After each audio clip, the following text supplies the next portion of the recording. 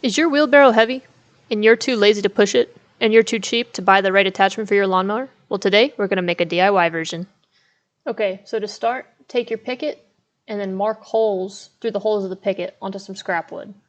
Drill some pilot holes. Then we're going to take our concrete anchor and we're going to drill it at the very top, and then we're going to just drill a jack screw through the back to hold it all in place. That concrete anchor is really long and it's going to act as our cotter pin. We're going to do the same thing with these scrap pieces of wood in the middle. So just mark some holes, pilot holes, then deck screws to hold it all together. This is going to give our cart something to rest on so it keeps the legs from dragging on the ground. The last thing I'm going to do is attach this corner brace to the other end of my picket with some nuts and bolts. Here's the finished product. This corner brace is going to hook onto the axle, and this is our trailer pin.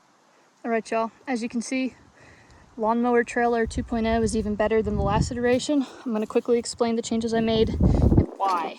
So the first thing I did was take out that old flimsy piece of metal and replace it with this corner brace. Now I did that because the old piece of metal, whatever it was, I'm not even sure, it bent and twisted and just fell apart the second I put too much weight into this cart. So this, these are used in roofing, building sheds, stuff like that. It's really, really strong. This is just something for the cart to sit on.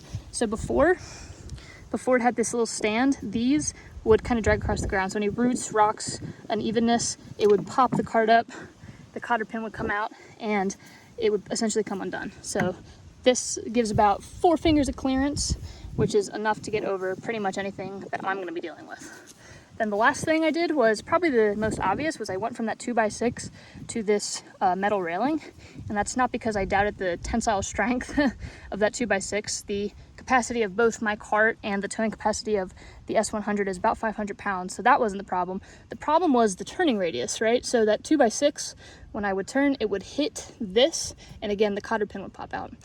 I switched that out for something thinner, and I had to do the same thing with my scrap wood just to keep it nice and thin.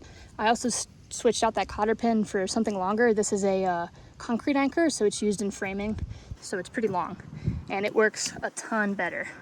I'm gonna use it now to carry some dirt in and backfill the garden. Pretty excited.